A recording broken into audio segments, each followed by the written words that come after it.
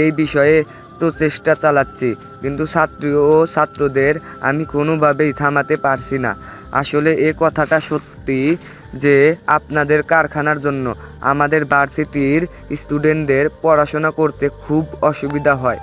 তাছাড়া আপনাদের কারখানার তো শফিটিং চলে, হোস্টেলে থেকে ছাত্রীরাও ঠিকমতো পড়াশোনা করতে পারে না রাতের বেলা। এই নিন, এখানে পুরো 10 লক্ষ টাকা আছে। আপনার ছাত্রীরা যেন আজ আমাদের কোম্পানির অ্যাটাক না করে এবং তারা যেন আমাদের সঙ্গে বসে কথা বলে। আরবি ম্যানেজার সাহেবের, আপনি কি বলেছেন? আমি একজন শিক্ষক, আমি সবাইকে শিক্ষা দেই ঘুষ না দিতে, আর সেই আমাকে আপনি 10 লাখ টাকা ঘুষে দিচ্ছেন যাতে আমি আমার ছাত্রীদের থামিয়ে দেই? হ্যাঁ দিচ্ছি, আর কেন দিচ্ছি সেটা আপনি খুব ভালো করেই জানেন। আর একটা কথা, আপনি কিন্তু এটাও খুব ভালো করে জানেন আমাদের স্যারের মেজাজ যদি খারাপ হয়ে যায় তাহলে এর পরিণতি কী হতে পারে। আচ্ছা ম্যানেজার সাহেব, আমি আবার ছাত্রীদের সঙ্গে কথা বলছি। আর আপনাদের কোম্পানির এমডি কখন আসবে সেটা আমাকে বলে যান। এমডি স্যার হয়তো আজ দুপুরে আসবেন। আপনি আপনার ছাত্রীদের সঙ্গে কথা বলে রাখবেন, আমি এখন আসছি। বলতে বলতে ম্যানেজার সাহেবকে বের হয়ে অফিসে চলে আসলেন আর সব কিছু নিয়ে খুলে বললেন। সব কিছু শুনে নীল দুপুরেই ভার্সিটি রওনা দিল এবং কিছুক্ষণের মধ্যেই সেখানে পৌঁছে গেল। দেখুন স্যার, আমরা কোনোভাবেই বুঝতে পারছি না আপনি এরকম একটা কাজে কি করে করতে পারলেন।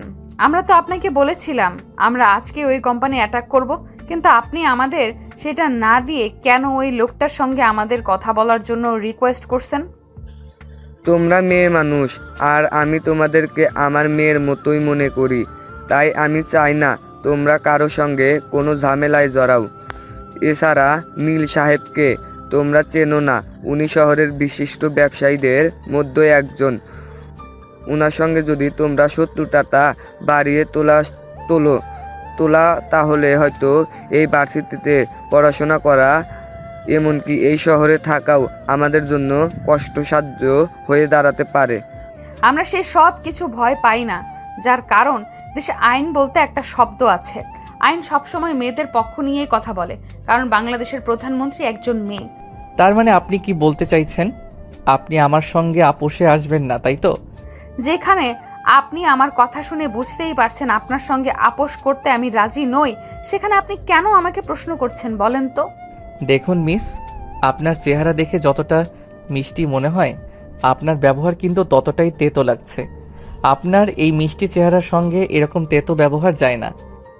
You just shut up and mind your language. ঠিক করে কথা বলুন মিস্টার, তা না হলে এটা ভার্সিটি, আপনি সেটা ভুলে যাবেন না। এখান থেকে আপনার গায়ের চামড়া ঠিক রেখে ফিরতে পারবেন না। আরে ম্যাডাম, একবারে তো আপনাকে বললাম আপনার মতো মিষ্টি মেয়ের মুখে এরকম কটু কথা মানায় না। আপনি মিষ্টি করে কথা বলুন। আপনি আমাদের ভার্সিটির প্রসঙ্গ ত্যাগ করবেন নাকি আপনি আমাদের ভার্সিটির প্রাঙ্গণ ত্যাগ করবেন, নাকি আমরা কঠোর হতে বাধ্য হব? আপনার নাম জেনে ভেবেছিলাম আপনি একজন ভদ্রলোক এবং ভদ্র পরিবারের সন্তান, কিন্তু আপনার ব্যবহার দেখে তা মনে হচ্ছে না। আপনি এখন এখান থেকে আর সন্ধান হলে কিন্তু আপনার সঙ্গে খারাপ কিছু হয়ে যেতে পারে, বলে দিলাম। উফ ম্যাডাম, আপনাকে আর কত করে বলবো আপনার এরকম খবর ব্যবহার আমি মেনে নিতে পারছি না। একটা কথা, আমি যথেষ্ট ভদ্র ফ্যামিলির ছেলে, আর শহরের সবাই খুব ভালো করে জানে আমি কতটা ভদ্র।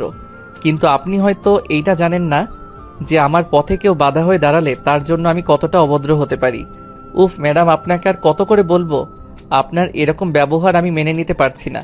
একটা কথা বলি, আমি যথেষ্ট ভদ্র ফ্যামিলির ছেলে, আর এই শহরে সবাই খুব ভালো করে জানে আমি কতটা ভদ্র। কিন্তু আপনি হয়তো এটা জানেন না যে আমার পথে কেউ বাধা হয়ে দাঁড়ালে আমি তার জন্য কতটা অভদ্র হতে পারি। ও তাই নাকি? তার মানে আপনি সরাসরি আমাকে থ্রেট করছেন, তাই তো? আচ্ছা ঠিক আছে, আমিও দেখে নিতে চাই আপনি আমার কি করতে পারেন। আপনার মতো বড় লোকের বখাটে ছেলেদের আমার খুব ভালো করেই চেনা আছে, তাদের দৌড় কত দূর সেটাও আমার খুব ভালো করেই জানা আছে। এই কথাটা বলে দিশা আর কোনো উত্তরের অপেক্ষা না করে সেই জায়গা ত্যাগ করে।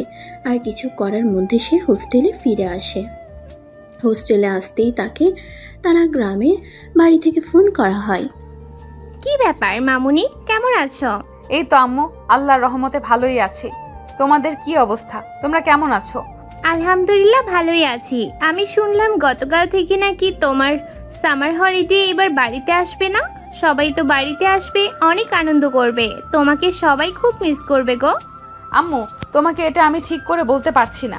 আমি এখানে একটা প্রবলেমে পড়ে গেছি, দেখি সেটা সলভ করতে পারি কিনা। যদি সলভ করতে পারি তাহলে অবশ্যই আসবো, আর যদি না আসতে না পারি তাহলে তোমরা মন খারাপ করো না। আমি পরীক্ষা শেষ হলে তারপর একেবারেই চলে আসবো। আমি ওসব কথা শুনতে চাই না। তুমি আসবে মানে তুমি আসবেই, অন্য কোনো কথা নয়।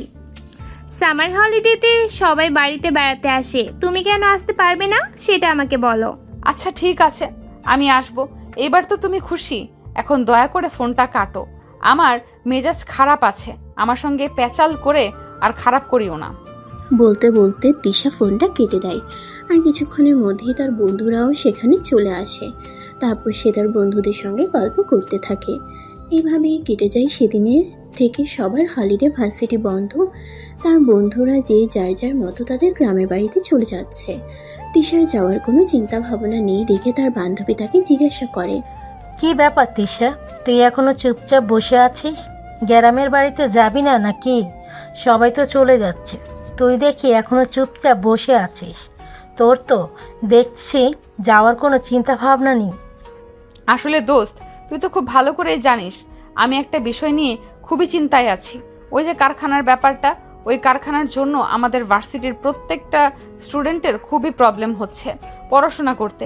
তাই আমি যতদিন আর কোনো একটা বন্দোবস্ত করতে না পারছি ততদিন নিজের মনকে শান্ত করতে পারছি না। দোস্ত, আমি আসলে এটা বুঝতে পারছি না, যেখানে সমস্ত ভার্সিটির স্টুডেন্ট নীরবে নীরব, সেখানে শুধু আমরা আমাদের ব্যাচের স্টুডেন্টরা কি করতে পারবো? তুই সেটা আমাকে বল। দেখ, অন্যায় যে করে আর অন্যায় যে সহে দুজনই সমান অপরাধী। ওই কারখানার মালিক ভেবেছে এইটা কি, সে তার কারখানার জন্য আমাদের পড়াশোনার ক্ষতি করবে? এটা তো হতে পারে না, আমাদের রুখে দাঁড়াতেই হবে, এছাড়া অন্য কোনো উপায় নেই। আচ্ছা দোস্ত, ঠিক আছে, সব কিছু না হয় বুঝলাম, কিন্তু এখন আমি তোকে যেটা বলতে চাই সেটা হলো, হোস্টেলের সবাই যে যার যার মতো তাদের বাড়িতে চলে যাচ্ছে, আমিও চলে যাচ্ছি, তারপরও তো তুই একা হয়ে যাবে, আর ভার্সিটিতেও কোনো স্টুডেন্ট থাকবে না। হ্যাঁ, আমিও চলে যাব, কিন্তু আমি এই বিষয়টি এতক্ষণ চিন্তা করলাম, তাই বাড়ি যাওয়ার কথা আমার মাথায় আসেনি। তুই জাস্ট 20 মিনিট ওয়েট কর, এর মধ্যে আমি ব্যাগপত্র গুছিয়ে রেডি হয়ে নেব।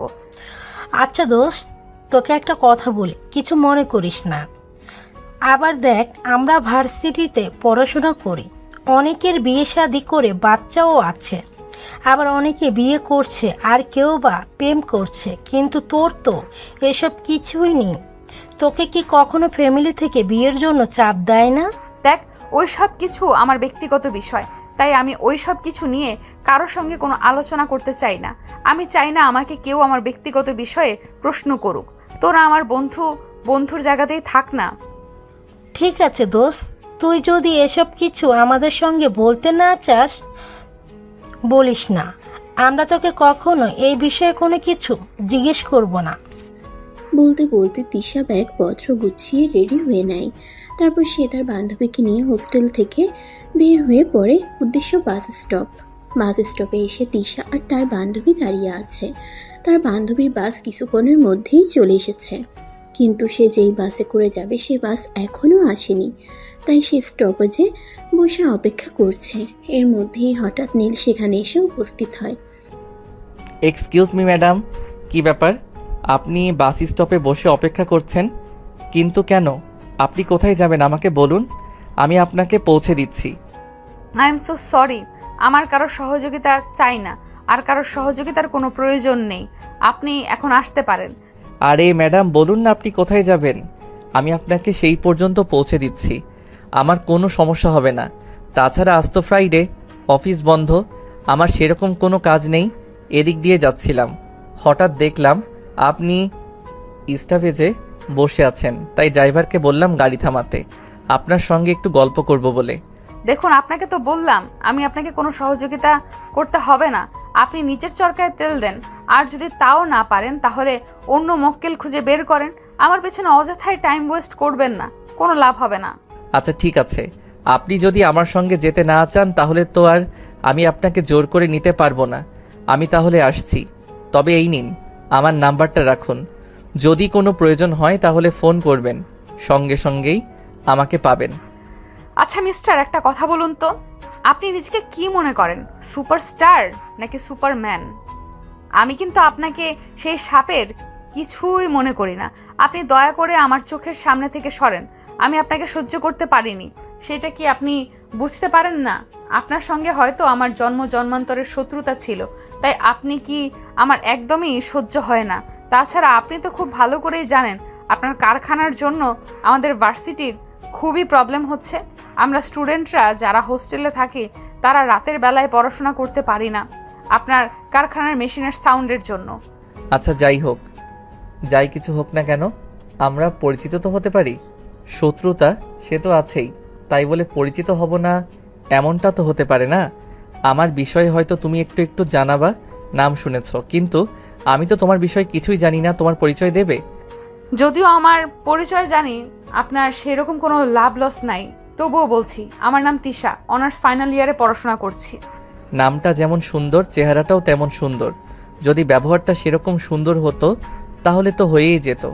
কথাটা বিড়বিড় করে বলে তারপর তিশাকে বললাম, আচ্ছা তিশা, আমরা কি বন্ধু হতে পারি না?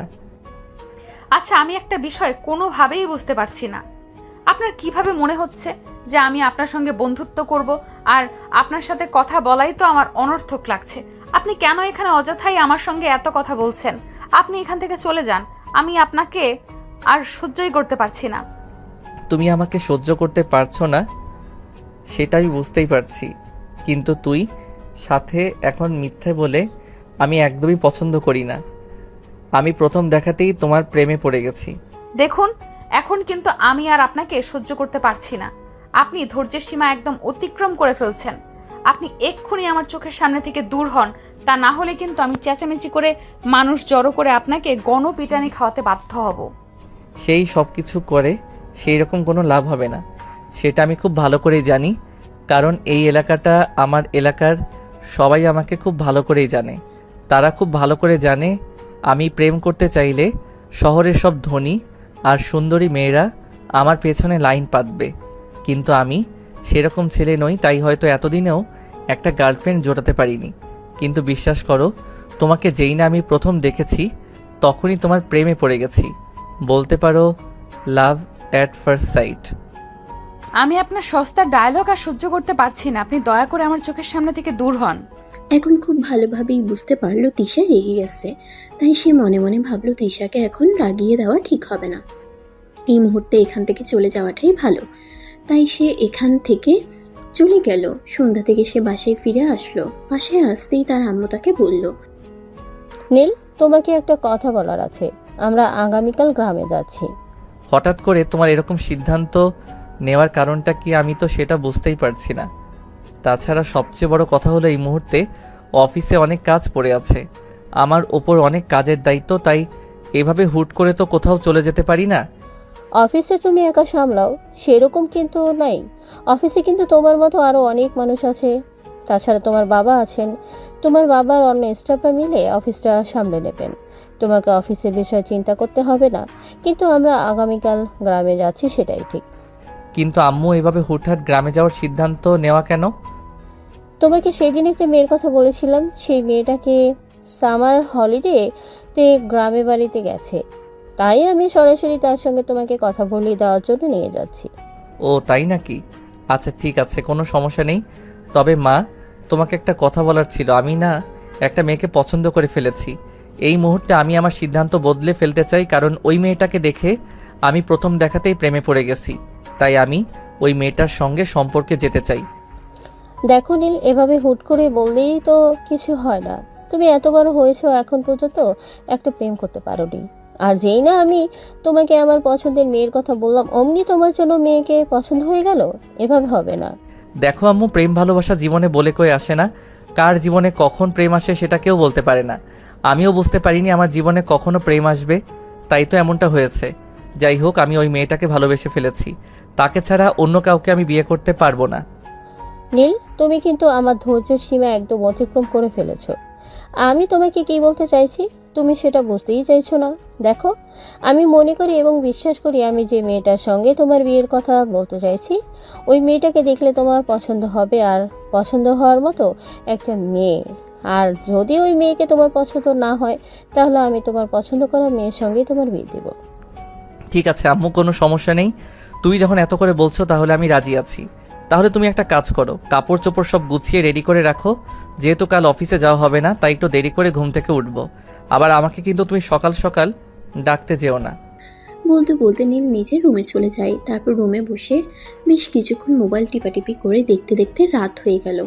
সবাই রাতের খাওয়া দাওয়া করে যার যার রুমে গিয়ে শুয়ে ঘুমিয়ে পড়ল। পরের দিন সকালবেলা ঘুম থেকে উঠে নীলের আম্মু সবার প্রথমে সবার জন্য খাবার তৈরি করলো, আর তারপর সবাইকে ব্রেকফাস্ট টেবিলে ডেকে নিল। খাওয়া দাওয়া শেষ হলে সবাই যার যার মতো যার যার কাজে চলে গেল। কিন্তু নীল এখনও ঘুম থেকে উঠেনি। বেলা প্রায় 11টার মতো বাজে, তাই নীলের আম্মু তাকে ঘুম থেকে ডাকতে গেল। এই নীল, কি হয়েছে তোর?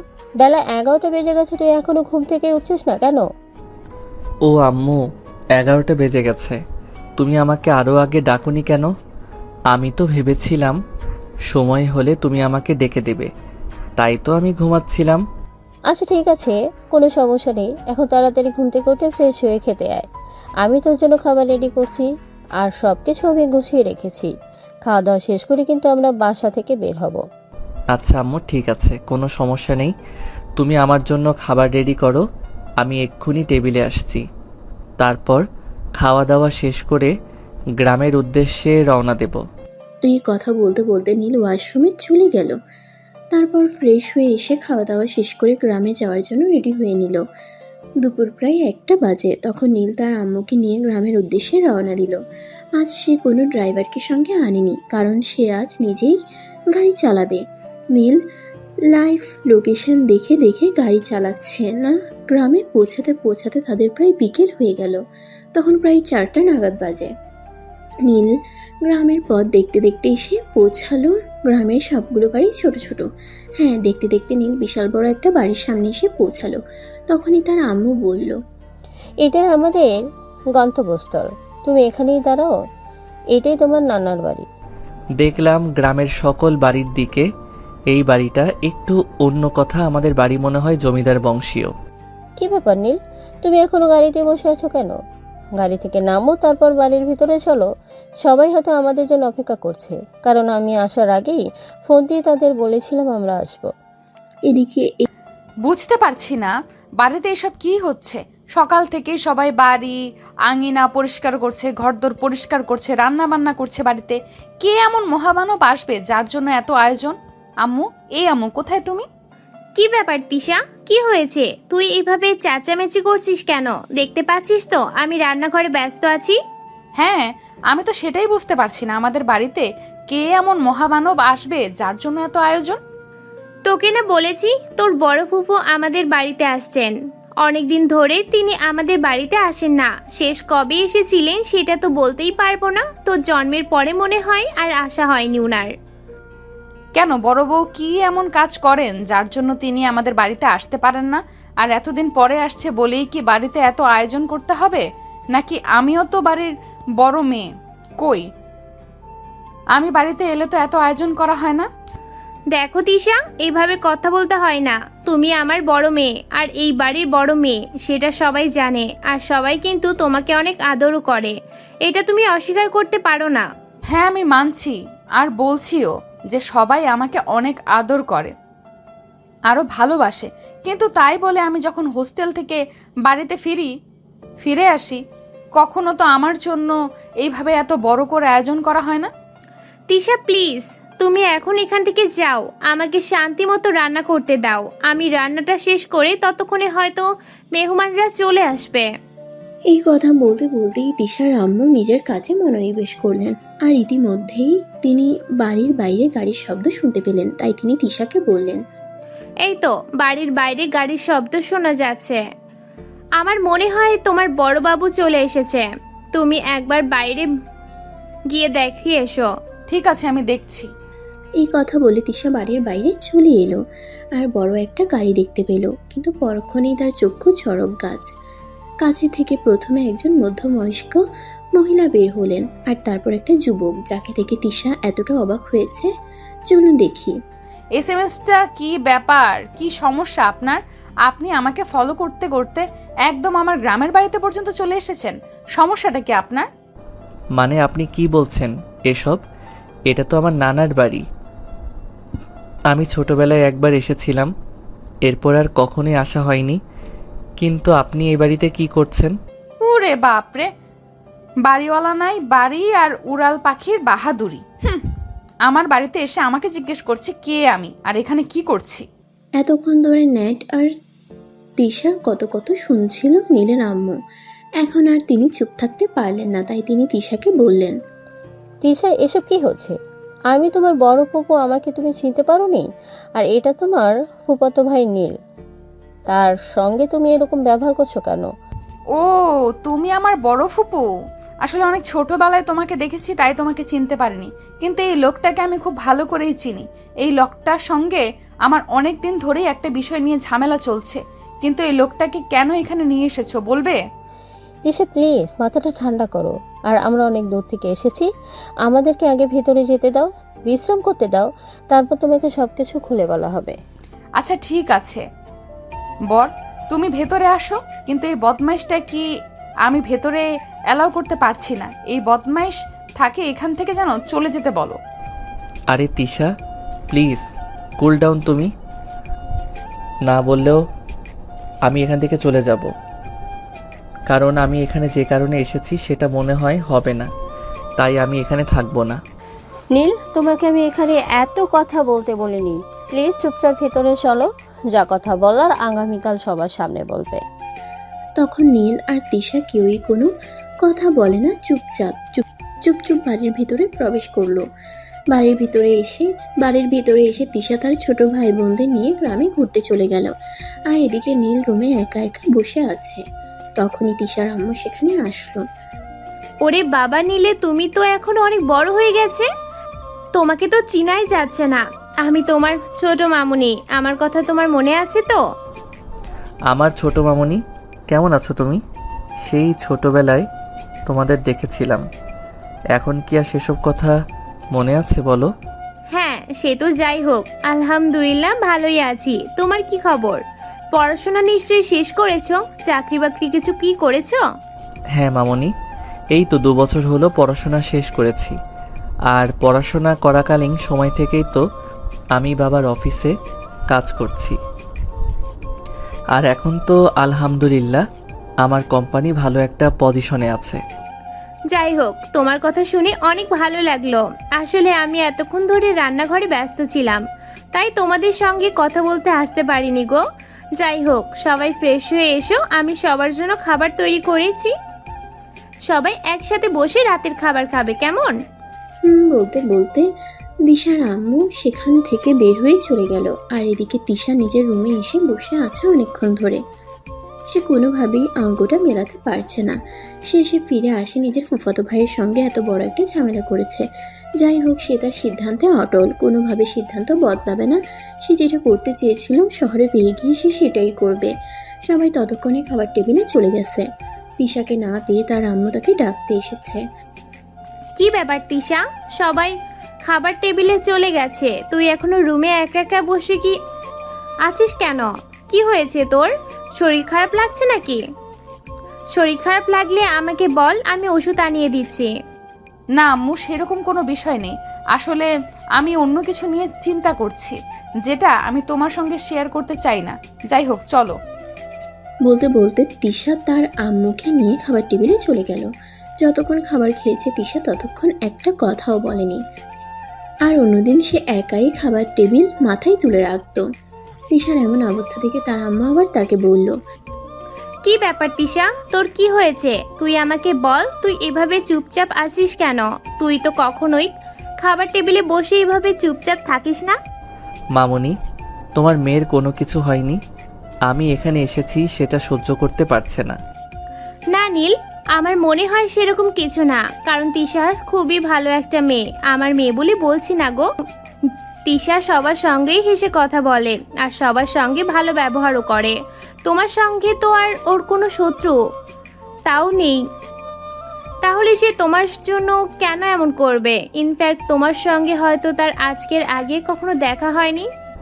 সে তোমার মেয়েই ভালো জানে। যাই হোক, তবে আমার কিন্তু মনে হয় আরও একটা কারণ আছে। টেবিলে সবার চাইতে বেশি খাবার কিন্তু আমার পাতেই আছে। এটাতে ও হয়তো তোমার মেয়ের মনে হিংসা লাগতে পারে। আরে নীল, সেরকম কোনো বিষয় নয়। আমার মেয়েকে তুমি যতটা হিংসুটে মনে করছো, আমার মেয়ে আসলেই অতটা হিংসুটে নয় গো। তোমার বোঝার ভুল আছে, হয়তো তার ব্যক্তিগত কোনো সমস্যা হয়েছে। যাই হোক, তোমরা সবাই যার যার খাবারটা খেয়ে নাও। আর তিশার কি হয়েছে সেটা আমি পরে দেখে নেব। তখন কেউ আর কোনো কথা বলল না, চুপচাপ নিজের খাবারটা খেয়ে নিল। দিশা নিজের খাবার খেয়ে সোজা ছাদে চলে আসে, কারণ সে কোনোভাবেই নিজের অঙ্কটা মেলাতে পারছে না। ছাদের এক পাশে রেলিং ধরে দাঁড়িয়ে আছে, এমন সময় হঠাৎ পেছন থেকে কেউ গলা ঝাড়ি দিয়ে দিশার পাশে এসে দাঁড়ালো। কি ব্যাপার ম্যাডাম? শেষ পর্যন্ত আপনার ঠিকানা আর পরিচয় সব কিছুই তো পেয়েই গেলাম। তাহলে সেদিন আমার সঙ্গে এসব কিছু করে কী লাভ হলো? আপনি সব কিছু ইচ্ছে করেই করছেন, তাই না? দেখুন, আমি আমার পরিবারের বড় মেয়ে, আমার পরিবারের সবাই আমাকে নিয়ে অনেক স্বপ্ন দেখে। তাই আমি আপনাকে রিকোয়েস্ট করে বলছি, ওইখান থেকে প্লিজ চলে যান। এখানে এমন কিছু করবেন না যাতে সবাই আমাকে খারাপ ভাবে। কিন্তু ম্যাডাম, আমি কি করব বলুন? আপনাকে যে আমি প্রথম দেখাতেই ভালোবেসে ফেলেছি, আপনাকে তো আমি ভুলে থাকতে পারবো না। আপনাকে তো আমার জীবনে লাগবেই। দেখুন, আমি আপনার এইসব কথা আর সহ্য করতে পারছি না। আপনি প্লিজ এই মুহূর্তে এখান থেকে চলে যান। তাছাড়া এটা শহর নয়, এটা গ্রামের বাড়ি, যে কেউ এখানে চলে আসতে পারে। আর বাড়ির কেউ যদি এইভাবে আমাকে একসঙ্গে দেখে তাহলে সন্দেহ করবে আর বড় কোনো সমস্যা হতে পারে। কিন্তু এই সব কিছু আমি ঘটাতে চাই না। কিন্তু ম্যাডাম, আমি সেই সব কিছু নিয়ে চিন্তা করছি না। আমি চিন্তা করছি অন্য কিছু নিয়ে। আমার মা আমাকে অন্য কিছু বলে এখানে নিয়ে এসেছে। মানে আপনি কি বলতে চাইছেন? আমি তো আপনার কথার আগাগোড়া কিছুই বুঝতে পারছি না, কাইন্ডলি একটু খুলে বলুন। মানে আপনি কি বলতে চাইছেন? আমি তো আপনার কথার আগাগোড়া কিছুই বুঝতে পারছি না, কাইন্ডলি একটু খুলে বলুন। আমার মা আমাকে এখানে নিয়ে এসেছে আমার ছোট মামার মেয়ের সঙ্গে আমাকে পরিচয় করিয়ে দিতে। আর তাকে যদি আমার পছন্দ হয় তাহলে তার আর আমার বিয়ে। মানে আসাম, আপনি কি বলছেন? আপনি বুঝতে পারছেন তো? আপনার ছোট মামা মানে আমার বাবা আর তার একমাত্র মেয়ে আমি, আর আমার সঙ্গে আপনার ইম্পসিবল। আপনি ঘুমিয়ে ঘুমিয়ে জল খান। হ্যাঁ, আমিও তো মনে মনে সেটাই ভাবছি। আমার ছোট মামার মেয়ে আপনি, আর আপনার সঙ্গে যদি আমার মা আমার বিয়ের কথাবার্তা বলে তাহলে তো মন্দ হয় না। দেখুন, আমি আপনাকে আপনার অতীতের কর্মকাণ্ডগুলো মনে করিয়ে দিতে চাইছিলাম না, কিন্তু তারপরও আপনার জন্য আমাকে বাধ্য হতে হলো। আপনি তো খুব ভালো করেই জানেন আপনার সঙ্গে আমার ঝামেলা চলছে, আর সেটা চলবেও, কারণ আপনার কারখানার জন্য আমাদের ভার্সিটির সকল স্টুডেন্টদের অনেক সমস্যা হচ্ছে। হ্যাঁ তিশা, সেটা আমি খুব ভালো করেই জানি। আর আমি এটা ভালো করে জানি যে সেই ভার্সিটিতে তুমি আর বেশি দিন পড়াশোনা করবে না। ওখানে তোমার পড়াশোনা প্রায় শেষের পথে, আর 2-3 মাস আছে। এই 2-3 মাসের জন্য আমার সঙ্গে আর ঝামেলা বাঁধিও না। দেখো, তোমাকে যেদিন আমি প্রথম দেখেছি সেদিনই তোমার প্রেমে পড়ে গেছি। আর এখন যখন জানতে পারলাম আমার মা তোমাকেই পছন্দ করে, তখন তো আমার জন্য এটা আরও প্লাস পয়েন্ট হয়ে দাঁড়ালো। দেখুন, আপনি মনে মনে যাই কিছু চিন্তা করেন না কেন, আমি বলবো এসব চিন্তা মাথা থেকে ঝেড়ে ফেলে দিন। আমি আপনাকে কোনোদিনও মেনে নেব না, প্রয়োজন হলে সারা জীবন চিরকুমারী থেকে যাব, কিন্তু আপনার মতো একটা বদমাইশ মার্কা ছেলেকে মেনে নেওয়ার কোনো প্রশ্নই ওঠে না। তিশা, তুমি আমার ছেলেটাকে যতটা খারাপ মনে করছো, আমার ছেলেটা আসলেও অতটা খারাপ নয়। মূল কথা কি জানো, আমাদের কোম্পানিটা আমাদের নিজস্ব জায়গায়, আর এই জায়গাটা নীলের বাবা নিজের পরিশ্রমে টাকা দিয়ে কিনেছিল। তাই নীল এই জায়গাটা কোনোভাবেই বিক্রি করতে চায় না। তাছাড়া আরও একটা কথা, সেটা কি জানো, নীল অনেক পরিশ্রম করে আমাদের এই কোম্পানিটাকে আজ এই জায়গায় এনে দাঁড় করিয়েছে। তাই তার কোম্পানির কোনো ক্ষতি হোক সে চায় না। কিন্তু ফুফি, তাই বলে আমাদের ভার্সিটির এতগুলো স্টুডেন্টের পড়াশোনার ভবিষ্যৎ নিয়ে কথা। তারা যদি ঠিকমতো পড়াশোনা করতে না পারে তাহলে তাড়াতাড়ি ভবিষ্যৎ কি হবে সেই কথা একবার চিন্তা করে দেখেছো? হ্যাঁ, সেটা আমি চিন্তা করে দেখেছি। তাই আমি এটাও ভেবেছি যে আমরা এবার বাড়িতে ফিরে আমাদের এই জায়গাটা বিক্রি না করে অন্য জায়গায় হস্তান্তর করা যায় কিনা সেই বিষয় চিন্তা করব। তাদের দুজনের কথোপকথনের মাঝখানেই হঠাৎ করে নীল বলে ওঠে, কিন্তু তুমি হঠাৎ করে এখানে আসলে কি করে? তুমি কি লুকিয়ে লুকিয়ে আমাদের সব কথাই শুনে ফেলেছো? হ্যাঁ, আমি তোমাদের কথা সবই শুনে ফেলেছি। যদিও তোমাদের কথা শোনার কোনো ইচ্ছে আমার ছিল না। আমার নিচে ভালো লাগছিল না, আকাশ দেখতে ইচ্ছে করছিল, তাই ছাদে আসছিলাম। আর সিঁড়ি দিয়ে আস্তে আস্তে তোমাদের কথা শুনছিলাম। আমি আসলে তোমাদের সব কিছু জানতে চাইছিলাম, তাই আড়াল থেকে কথাগুলো শুনলাম। I am so sorry, please আমাকে তোমরা ক্ষমা করে দিও। আরে আম্মু, এইভাবে বলতে হয় না। সত্য কখনো চাপা থাকে না। আজ না হোক কাল সেটা প্রকাশিত হতোই। তুমি যখন জেনে ফেলেছো তখন তো ভালোই হয়েছে। তোমার মনের ইচ্ছাটাই হয়তো পূরণ হতে চলেছে। কেন তুমি আমাকে বিয়ে করবে না কেন? আমাকে বিয়ে করতে সমস্যাটা কোথায়? সমাজে আমার যথেষ্ট মান মর্যাদা রয়েছে। অর্থ, বিত্ত, প্রাচুর্য যেটাই বলো না কেন, কোনোটার কমতি আছে? আবার তাহলে তুমি কেন আমাকে বিয়ে করবে না? দেখুন, ভার্সিটিতে যখন দেখা হয়েছিল তখন আপনিও আমাকে জানতেন না আর আমিও আপনাকে জানতাম না। আর এখন যেহেতু আপনি আমার বাড়ি পর্যন্ত চলে এসেছেন, আশা করি আমার বিষয়ে সকল আপডেট আপনি পেয়ে যাবেন। আমি কারোর কাছে কৈফিয়ত দেওয়ায় একদমই পছন্দ করি না, সো আমার কাছ থেকে কখনো কৈফিয়ত নেওয়ার আশা করবেন না। এভাবেই তিশা আর নীল কথা কাটাকাটি করছিল। ততক্ষণে নীলের আম্মু ভিতরে চলে গেছে। আর দেখতে না দেখতে তিশার আম্মু সেখানে এসে উপস্থিত হলো। দুজনের কথা কাটাকাটি দেখে তিশার আম্মু বলল, কি ব্যাপার তিশা, কি হয়েছে? তোমরা দুজনে এইভাবে কথা কাটাকাটি করছো কেন? তোমাদের কথা আর বাচন ভঙ্গি দেখে তো মনে হচ্ছে তোমরা দুজনে ঝগড়া করছিলে। কি হয়েছে তোমাদের? কই আম্মু, না তো, কিছুই হয়নি। তুমি এইখানে কেন আসলে? তুমি তো রান্নাঘরে কাজ করছিলে। আসলে আমি তোমার রুমে পানিতে গিয়েছিলাম, গিয়ে দেখলাম তুমি রুমে নেই। তুমি তো বলেছিলে তোমার শরীর খারাপ লাগছে, তাই আমি তোমার জন্য ওষুধ আনিয়েছিলাম, সেই জন্য দিতে গিয়েছিলাম। তোমাকে যখন রুমে না পেলাম ভাবলাম তুমি ছাদে এসেছো, তাই এখানে আসলাম তোমায় ডাকতে। তিশা তখন আর কোনো কথা না বলেই চুপচাপ নিজের রুমে চলে আসলো। আর তারপর ওষুধটা খেয়ে ঘুমিয়ে পড়লো। মাঝরাত্রিরে যখন তিশার ঘুম ভাঙলো তখন সে অনুভব করলো কেউ একজন তাকে জড়িয়ে ধরে শুয়ে আছে। সে অনেকটা ভয় পেয়ে গেল, কারণ সে ছোটবেলা থেকে একা একা ঘুমায়। কাউকে সাথে নিয়ে ঘুমানোর অভ্যাস তার নেই। তাছাড়া কেউ কখনো তার অনুমতি ছাড়া তাহলে তাকে এভাবে জড়িয়ে ধরে শুয়ে আছে খেয়ে।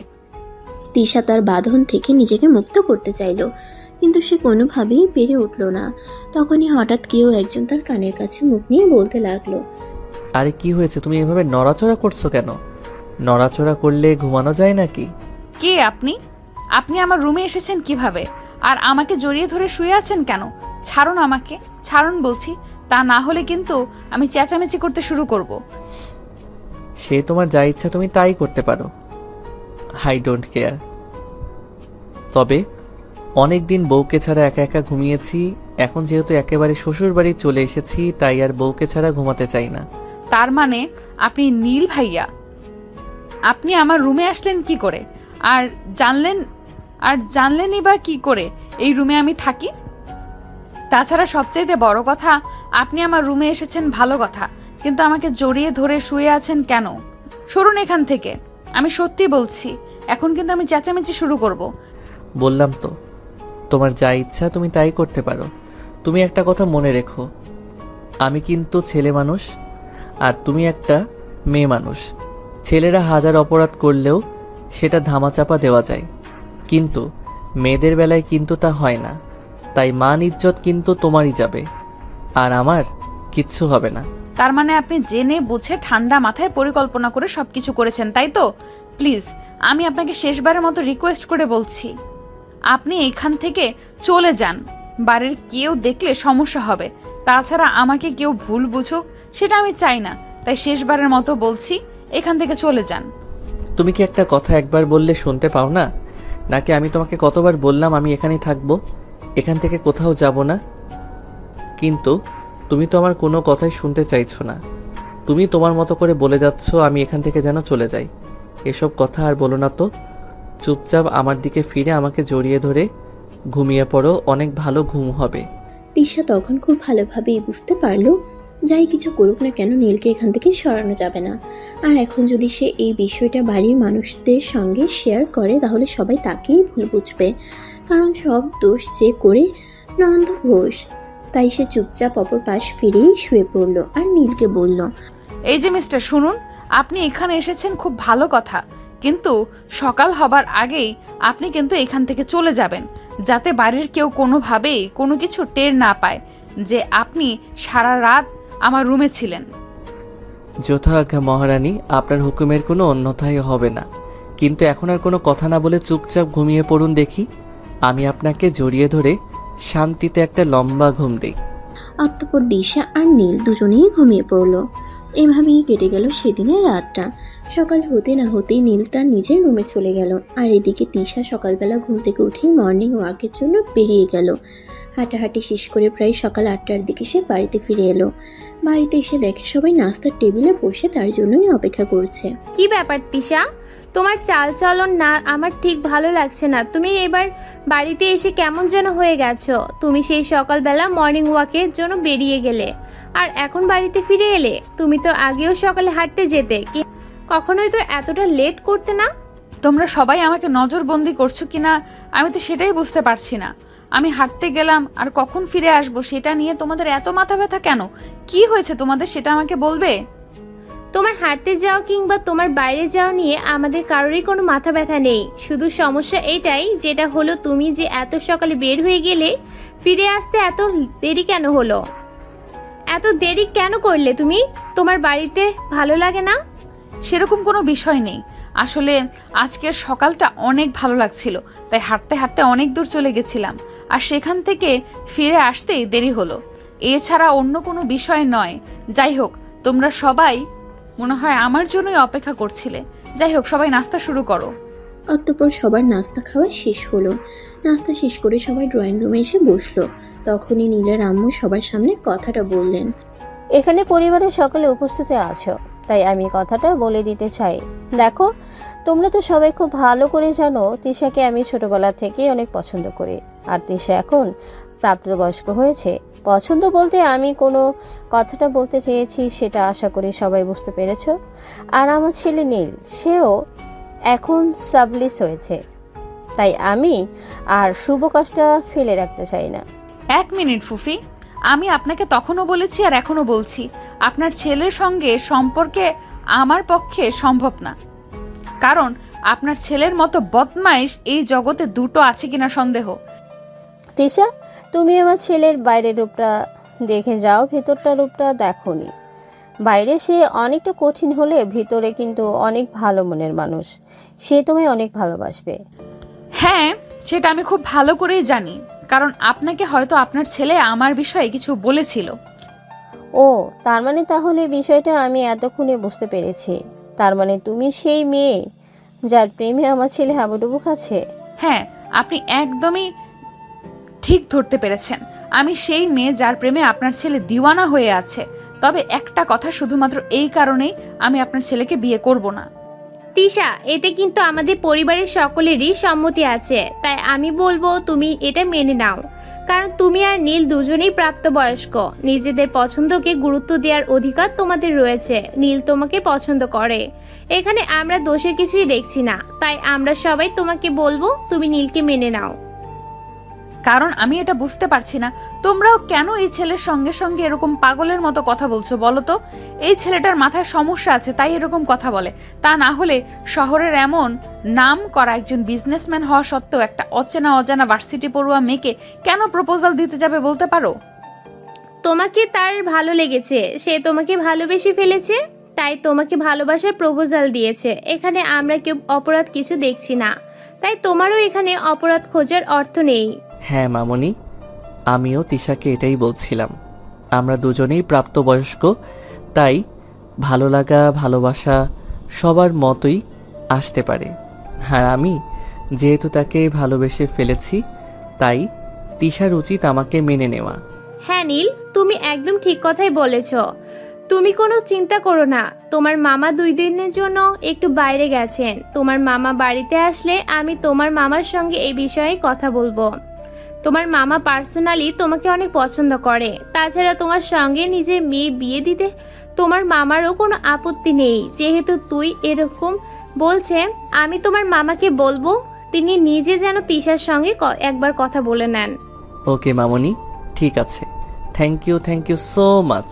আর তিশা, তোমাকে বলি, আজ না হোক কাল, পরিবারের চাপে না হলেও তোমাকে আমি তুলে নিয়ে হলেও বিয়েটা কিন্তু করে ছাড়বো। তুমি আমার জেদ সম্পর্কে কিছুই জানো না। হাসালেন আপনি। আপনি নিজেকে কি মনে করেন বলেন তো? আপনি আমাকে জোর করে তুলে নিয়ে যাবেন আর তারপরে আমি আপনাকে বিয়ে করে ফেলবো? আপনি অ্যাডাল্ট, আমি কি অ্যাডাল্ট নই? আমার নিজের বিষয়ে সিদ্ধান্ত নেওয়ার অধিকার কি আমার নেই? বলতে বলতে তিশা সেইখান থেকে চলে গেল। তারপর চলে গেল আরও 2 দিন। ইতিমধ্যে তিশার বাবা বাড়িতে চলে এসেছেন। তিশার আম্মু তিশার বাবাকে সবকিছু খুলে বলেছে। সবকিছু শুনে তিশার বাবা তাকে নিজের রুমে ডাকে আর তিশাকে বলে, কি ব্যাপার মামনি, এসব আমি কি শুনছি? আমাদের পরিবারের প্রত্যেকটা মানুষের ইচ্ছাকে তুমি এভাবে অসম্মান করবে, এটা তো তোমার কাছে আমরা কখনোই আশা করিনি। বাবা, এই ছেলেটাকে আমার পছন্দ নয়। তাছাড়া এই ছেলেটার সঙ্গে আমার বেশ কিছু ঝামেলা হয়েছে, তাই আমি এই ছেলেটাকে বিয়ে করতে পারবো না। তাছাড়া তোমরা যদি আমাকে একটা রিক্সাওয়ালার সঙ্গেও বিয়ে দাও তাতেও কোনো আপত্তি নেই। তুমি আমাদের একমাত্র মেয়ে, আমরা তোমাকে রিক্সাওয়ালার সাথে কেন বিয়ে দিতে যাব বলো? আমরা দেখে শুনে ভালো একটা ছেলের হাতেই তোমাকে তুলে দিতে চাই। আর সেই ছেলেটা হলো নীল। নীল শহরের শিক্ষিত, স্মার্ট আর স্ট্যাবলিশ একটা ছেলে। তার চাইতে ভালো উপযুক্ত ছেলে আমরা কোথাও তোমার জন্য পাবো না। বাবা, আমি তোমাদের আর কতবার বলবো এক কথা? আমার আর ভালো লাগছে না। আমি তোমাদেরকে কি করে বোঝাবো এই ছেলেটাকে আমি বিয়ে করব না? ব্যাস, ঠিক আছে, তাহলে আগামী শুক্রবারই তোমাদের দুজনের বিয়ে। আমি দেখি তুমি কি করে বিয়ে না করে থাকতে পারো। আমি তোমার বাবা, তুমি আমার মেয়ে। আমি এটাই দেখতে চাই তুমি তোমার বাবাকে কি করে মানুষের সামনে অসম্মান করো। বাবা, তোমাদের সকলের কি আসলেই মাথা খারাপ হয়ে গেছে নাকি? ইচ্ছে করে এসব কিছু করছো? আমি তো কিছুই বুঝতে পারছি না। তোমাদেরকে আমি বললাম যে এই ছেলেটাকে বিয়ে করা আমার পক্ষে কোনোভাবেই সম্ভব নয়, কিন্তু তোমরা কেউই আমার কোনো কথাই শুনবে না। তোমরা তোমাদের মতোই বলে যাচ্ছ। কেন বলো তো? তুমি শুধুমাত্র একজন, আর আমাদের পরিবারের কথাগুলো সদস্য কারোর ইচ্ছাকে তুমি কোনো গুরুত্ব দিচ্ছ না। তাহলে তোমার কথাকে আমরা কেন উত্তর দিতে যাব বলো? আমরা তোমার সন্তান নাকি তুমি আমাদের সন্তান? বাবা, আমি কখনো অস্বীকার করিনি যে আমি তোমাদের সন্তান। আমি সবসময় এটা স্বীকার করি। আর এখনো পর্যন্ত তোমরা যা যা বলেছ আমি সব কিছু মেনে নিয়েছি। কিন্তু এই ছেলেটাকে বিয়ে, দেখো বাবা, বিয়ে সারা জীবনের বন্ধন, হুটহাট এভাবে করা যায় না। হুটহাট করে তোমাকে বিয়ে করতে আমরা কেউই বলছি না। আজ সবে রবিবার, সোম, মঙ্গল, বুধ, বৃহস্পতি, আরও 4 দিন সময় আছে। এই 4 দিন তোমার সিদ্ধান্ত আর নিজেকে ঠিক করে নেওয়ার জন্য যথেষ্ট সময়। আর এর মধ্যেই বাড়ির সবাই তোমাদের দুজনের বিয়ের সমস্ত আয়োজন কমপ্লিট করবে। নীল মনে হয় এই কথাগুলো দরজার বাইরে দাঁড়িয়ে শুনছিল। আর নিজের মামার এমন সিদ্ধান্তের কথা শুনে সে অনেক খুশি হয়ে রুমের ভিতরে প্রবেশ করে আর দৌড়ে গিয়ে তার মামাকে সালাম করতে করতে বলে, তাহলে আর কোনো সমস্যাই রইল না। এবার থেকে বাবা ছেলে দুজনে একসঙ্গে শ্বশুর বাড়িতে আসতে পারবো আর জামাই আদর দিতে পারবো। হ্যাঁ, সে তো তুমি হয়েছো তোমার বাবার মতোই ফাজিলের হাড্ডি একটা। যাও, এখন নিজেকে মানসিকভাবে প্রস্তুত করো। আর হ্যাঁ, এই খবরটা এক্ষুনি তোমার বাবাকে ফোন দিয়ে জানিয়ে দাও, তিনি যেন কালকেই তোমার বোনকে নিয়ে আমাদের এখানে চলে আসে। ওকে মামা, ঠিক আছে। আমি এক্ষুনি বাবাকে ফোন দিয়ে বলে দিচ্ছি কালকেই যেন নিশুকে নিয়ে এখানে চলে আসে। আর একটা কথা সবার সামনে বলে দিচ্ছি, নিশু কিন্তু এখন বড় হয়েছে, তারও বিয়ের বয়স হয়েছে। তোদের বিয়ের পরপরই কিন্তু নিশুর জন্য পাত্র দেখা শুরু করতে হবে। আর নীল, তুই কি এ ব্যাপারে কিছু জানিস? নিশু কি কাউকে পছন্দ করে? সে ব্যাপারে আমি তোমাকে সঠিক কিছু বলতে পারবো না, তবে আমার মনে হয় এই যুগের মেয়ে তো প্রেম টেম না করে থাকতে পারে না। মনে হয় বয়ফ্রেন্ড টয়ফ্রেন্ড কিছু একটা আছে। মাঝে মধ্যে ওনাকে বেলকনিতে দাঁড়িয়ে ফোনে কারোর সঙ্গে গুজুর গুজুর ফুসুর ফুসুর করতে দেখা যায়। আচ্ছা ঠিক আছে, সে সব কিছু পরে দেখা যাবে। তোমার বিয়ের পরপরই ওই ছেলেটার সম্পর্কে একটু ভালো করে খোঁজ খবর নিতে হবে আমাদের। একমাত্র ভাগ্নি বলে কথা, ছেলেটার সম্পর্কে না জেনে তোমার ওর হাতে আমার ভাগ্নিকে তুলে দিতে পারবা না। এই কথা বলতে বলতে সেদিনকার মতো আলোচনা শেষ করে যে যার যার মতো নিজেদের রুমে চলে গেল।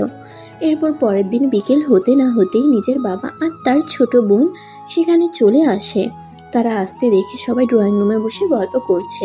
নীলকে সেখানে দেখতে না পেয়ে তার ছোট বোন দৌড়ে এসে বলতে থাকে, কংগ্রেচুলেশনস ভাইয়া, তোর ভালোবাসার পরিপূর্ণতা পেতে যাচ্ছে, এটা দেখেই ভালো লাগছে। আমাদের ভাবিটা করেই তাকে একেবারে আমি দেখি। তোর ভাবি মনে হয় নিজের রুমে আছে, সেখানে গিয়ে দেখা করে নে। তবে নজর লাগাস না, কিন্তু আমার 10টা না 5টা না, একটা মাত্র বউ বলে কথা। ফাজিলগুলোর ফাজলামো আর গেল না। মানুষ কি 10টা 5টা বিয়ে করে নাকি? আনিস, অনেক দূর থেকে এসেছিস, আগে ফ্রেশ হয়ে বিশ্রাম কর, তারপর এসব ফাজলামি। তোর মামি তোর জন্য পছন্দের অনেক খাবার বানিয়েছে, সেগুলো তো তোকে খেতে হবে নাকি? সত্যি বলছো? মামি আমার জন্য পছন্দের খাবার তৈরি করে রেখেছে, কিন্তু আমি কি কি পছন্দ করি সেগুলো মামি জানলো কি করে? তুমি নিশ্চিত মামিকে বলেছো আমি কি কি পছন্দ করি, তাই না? হ্যাঁ, জন্মের পরে এই প্রথমবার নানা বাড়িতে আসছিস, তাই তো তোর মা মনে খুশিতে খুঁটিয়ে তুই কি সব পছন্দ করিস না করিস সব কিছুই আমার কাছে জিজ্ঞাসা করেছিল, আর আমিও সব কিছু বলে দিয়েছি। তাই তোর মামুনি তোর পছন্দের সব কিছু রান্না করে রেখেছে। তাড়াতাড়ি ফ্রেশ হয়ে আয়, আমি তোর মামুনিকে বলছি তুই চলে এসেছিস। ওকে আম্মু, ঠিক আছে। তুমি মামনিকে বলো তাড়াতাড়ি আমার জন্য খাবার তৈরি করতে, আমি এক্ষুনি ফ্রেশ হয়ে আসছি। আমি দুঃখিত ভাইয়া, তোর একটা মাত্র বইয়ের সঙ্গে আমি এক্ষুনি দেখা করতে পারছি না, কারণ আমাকে আগে আমার পেট পুজো করতে হবে, তারপর লক্ষিন্দারের পুজো। কি বললি তুই? একটা থাপ্পড় মেরে তোর সব কটা দাঁত ফেলে দেবো বলে দিলাম। ততক্ষণে নীলের কথা আর কি শুনে নিশি ততক্ষণে উপরের গেস্ট রুমে চলে গেছে। কিছুক্ষণের মধ্যেই নিশি ফ্রেশ হয়ে এসে খাবার টেবিলে বসে। তার মামনি তাকে একটার পর একটা খাবার দিয়েছিল আর শেষ আবার করছিল। ওদের হাতের রান্না তার অনেক পছন্দ হয়েছে। মিশু খাবার খাচ্ছে, সেটা দূরে দাঁড়িয়ে থেকে নীল দেখছে। কি ব্যাপার ভাইয়া, তুই এইভাবে আমার খাবারের দিকে তাকিয়ে আছিস কেন? নজর লেগে যাবে তো, তারপর তো আবার আমার পেটে ব্যথা করবে। এটা গ্রাম, এখানে সহজে ডাক্তার পাওয়া যায় না, তখন তো আবার অসুবিধা হয়ে যাবে। একটা চট দিয়ে তোর সব কটা দাঁত ফেলে দিব বলে দিলাম। সব সময় ফাজলামো করিস তাই না? আমি তোর খাবারের দিকে নজর দিতে যাব কেন? আমি কি রাক্ষস নাকি? হ্যাঁ, সে তো আমি দেখতেই পাচ্ছি তুই কিভাবে আমার খাবারের দিকে তাকিয়ে আছিস। যাই হোক ভাইয়া, কোনো চিন্তা করিস না, কয়েকদিন পর থেকে তুইও এইসব খাবার খেতে পারবি। তখন আমাদের আর সৌভাগ্য হবে না, কারণ তখন তুই একেবারেই জামাই হবি, আর তোর শাশুড়ি মা তোকে জামাই আদর করে খাওয়াবে। আরে এসব কি হচ্ছে? কি তোমরা কি এখনো ছোট বাচ্চা রয়েছো নাকি যে এরকম পড়ে পড়ে ঝগড়া করছো? আর নীল, তুমি এখানে দাঁড়িয়ে আছো কেন? আমি কি শুধু নিশুর জন্যই একার খাবার তৈরি করেছি নাকি? আমি অনেক খাবার তৈরি করেছি যেগুলো পরিবারের সবাই মিলে খেলেও বেঁচে যাবে। তুমিও এসে বসো, আমি তোমাকে খাবার দিচ্ছি। ওকে মামনি, ঠিক আছে, তবে তুমি 2টো প্লেট আর রেডি করো। আমি তিশাকে ডেকেও আসছি, একা একা এত খাবার খেতে পারবো না। ঠিক আছে, তোমাদের যা ভালো মনে হয় তাই করো। কথাটা বলেই তিশার মা একটু মুচকি মুচকি হাসতে থাকলেন, কিন্তু নীল সেদিকে লক্ষ্য না করেই উপরে চলে গেল আর তৃষাকে বলতে লাগলো, ও বউ, বউ, আমার খুব ক্ষুধা পেয়েছে। শাশুড়ি মা সবার জন্য অনেক মজার মজার খাবার তৈরি করেছে। নিশু এসেছে, সে একা একা খাচ্ছে, চলো না আমরা দুজন খেয়ে আসি। দেখুন, এসব ফাজলামো আমার আর সহ্য হচ্ছে না, আপনি এক্ষুনি আমার চোখের সামনে থেকে দূর হন। তার মানে তুমি নিজের ইচ্ছায় আমার সঙ্গে খাবার খেতে যাবে না, তাই তো? আচ্ছা ঠিক আছে, কোনো সমস্যা নেই। তোমাকে কিভাবে খাবার টেবিলে নিয়ে যেতে হবে সেটা আমার খুব ভালো করেই জানা আছে, আর আমি সেই পদ্ধতি অবলম্বন করছি। কথাটা বলেই নীল তৃষাকে টান দিয়ে কোলে তুলে নিল আর তিশা নিচে নামার জন্য লাফাতে শুরু করলো, কিন্তু একটা পুরুষ মানুষের শক্তির কাছে একটা মেয়ে মানুষের শক্তি তো কিছুই না। তাই নীল খুব সহজেই তিশাকে নিয়ে নিচে চলে গেল। তিশাকে কোলে করে নিচে নামছে এটা দেখে নিশু হাসতে হাসতে বলে, ভাইয়া এখনো বিয়েটা হলো না, আর এখনই বইয়ের জন্য এত দরদ উথলে উথলে পড়ছে। বিয়ের পর আল্লাহ জানে কি হয়। তুই সবসময় এত কথা কেন বলিস বলতো? তোর কি এত কথা না বললে ভালো লাগে না নাকি? খেতে বসেছিস, চুপচাপ খাবার শেষ কর। আমার বিষয়ে তোকে মাথা ঘামাতে হবে না। আমি তোকে মাথা ঘামানোর কথা বলিও নি। সেটা বলে হয় নাকি?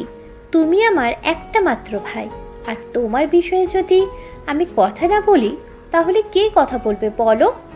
নীল তখন নিশুর কথায় কোনো উত্তর না দিয়ে তিশাকে নিয়ে ব্যস্ত হয়ে পড়ল। তিশা খাবার খেতে চাইছিল না, কিন্তু সে তিশাকে জোর করেই খাবার খাওয়াবে।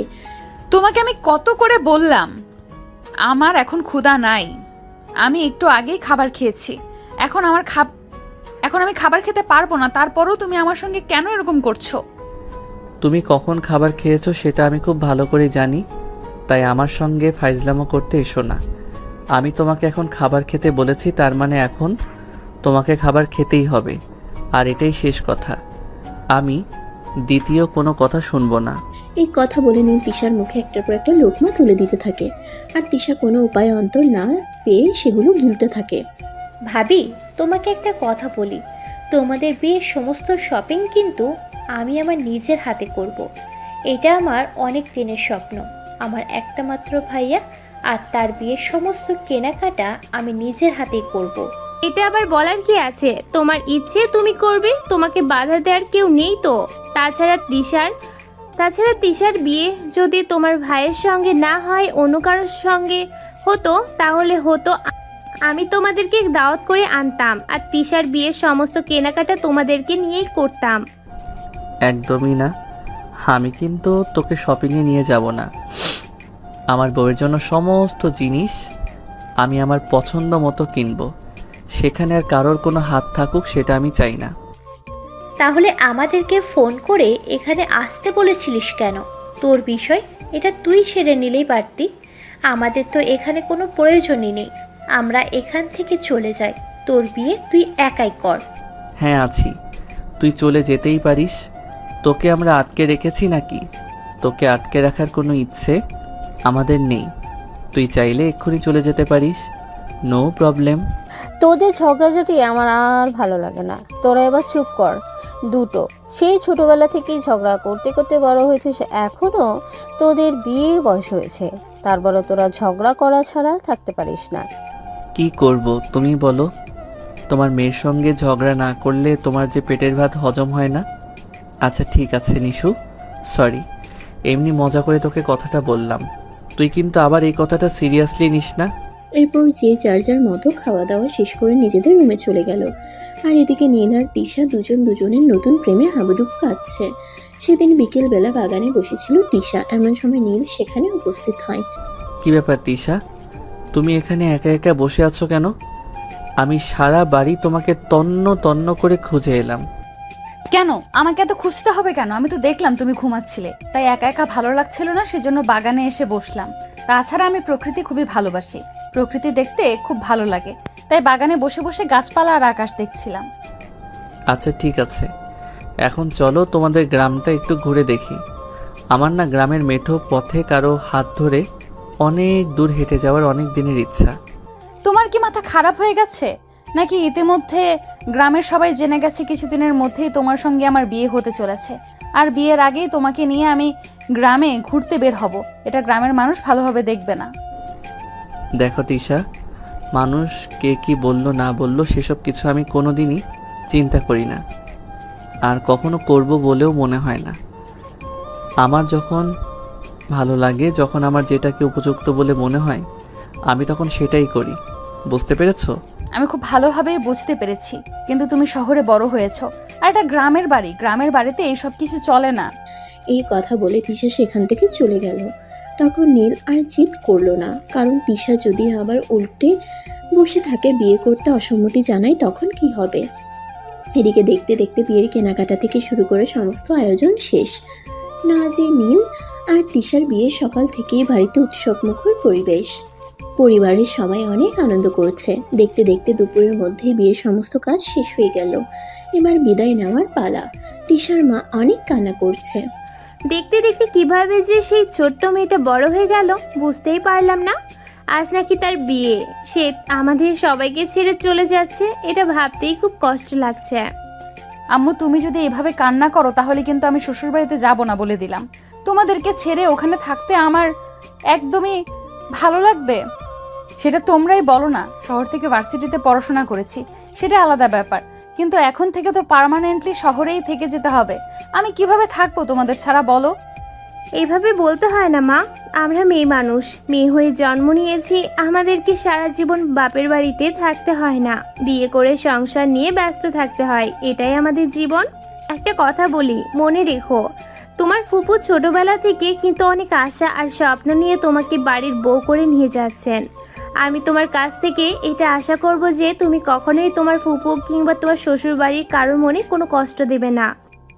ঠিক আছে আম্মু, তোমরা কোনো চিন্তা করো না।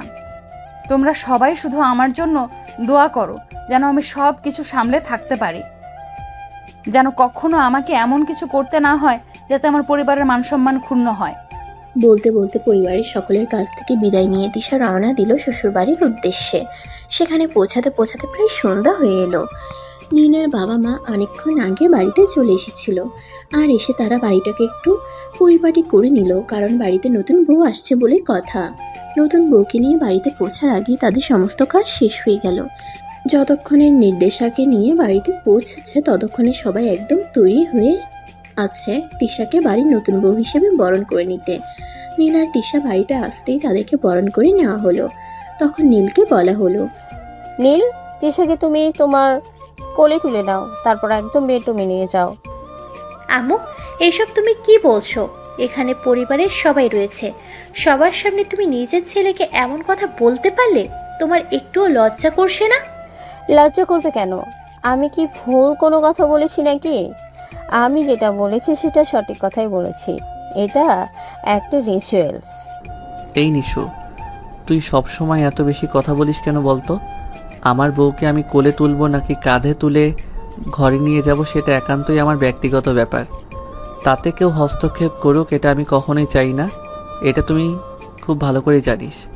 তোর মতো নির্লজ্জ বেহায়া একটা মানুষের সঙ্গে কথা বলাই যে অনর্থক, এটা আমার আগেই বোঝা উচিত ছিল।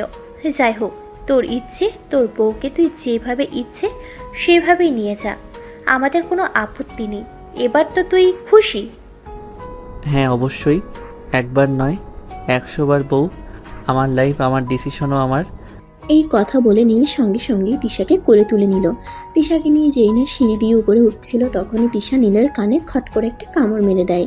ও মা গো, বাবা গো, মরে গেলাম গো। এইভাবে কেউ কামড় দেয়? তুমি পারলে আমার সঙ্গে এটা করতে। কই, আমি আবার কি করলাম? আমি তো কিছু করেছি বলে আমি জানি না। তুমি শুধু শুধু এভাবে চেঁচাচ্ছ কেন? আমি শুধু শুধু তোমার সঙ্গে চেঁচাচ্ছি তাই না? আচ্ছা ঠিক আছে, কোনো সমস্যা নেই। তুমি চলো আমার সঙ্গে, তারপর রাতে তোমাকে মজা দেখাবো। আজ তো আমাদের বাসর রাত, এটা মাথায় রেখো।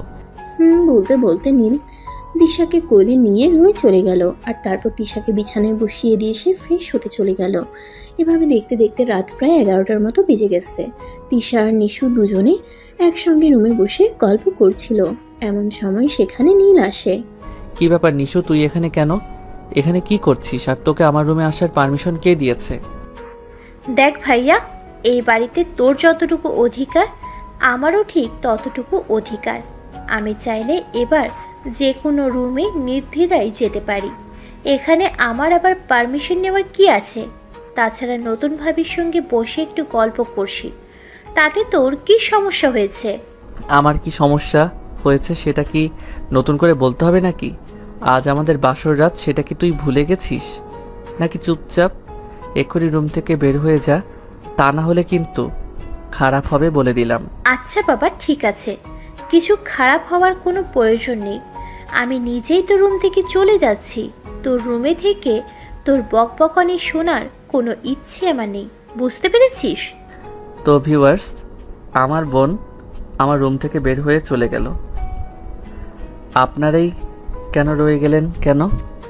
নাকি আমি আমার বউয়ের সাথে কিভাবে রোম্যান্স করি সেগুলো দেখার শখ হয়েছে। ওইসব কিছু কিন্তু একদমই ভালো কাজ নয় ভিউয়ার্স। তাই বলছি কি, আপনারা চলে যান, আমি আমার বউয়ের সঙ্গে রোম্যান্স করি। ভালো থাকবেন সবাই, দেখা হবে পরবর্তী কোনো ভালোবাসার গল্পে। সেই পর্যন্ত ভালো থাকবেন, সুস্থ থাকবেন।